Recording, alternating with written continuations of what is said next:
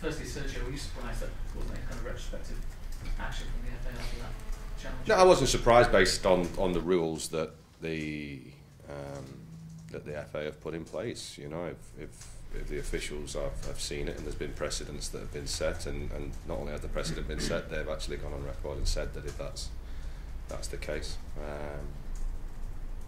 I wasn't surprised at it, no, because as I said, the rules are the rules. We don't make them up. We just adhere by them. Is that a lot though when you haven't had it? You could perhaps in some company channels where it gets sent off and that's arguable. I don't know, it's a bit of luck, and when we haven't had it, I mean, luck. What is luck? I'm not sure really. I just, it's a situation. It's gone really. It's as I say, I'm not surprised that he got off because.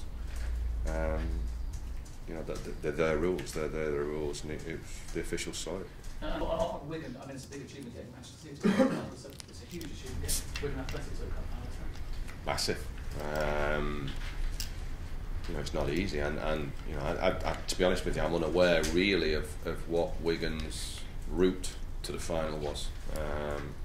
Apart from the one game at Everton, you know, as we know only too well, it's not easy to go to Goodison, and they went there and beat them. Nobody expected that, I don't think.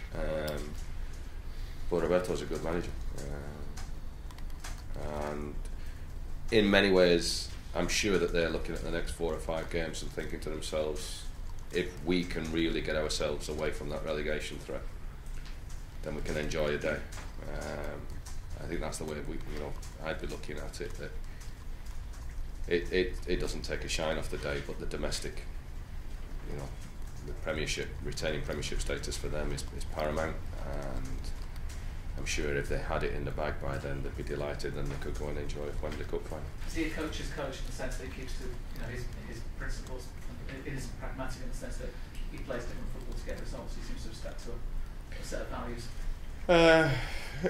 Yeah, I think he does. Yeah, you know, he doesn't go away from it. He plays his football.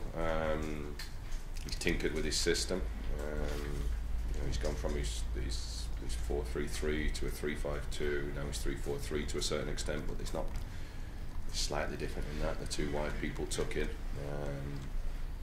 It's very fluid. They can keep the ball, and as a result of being able to keep the ball, they can create chances.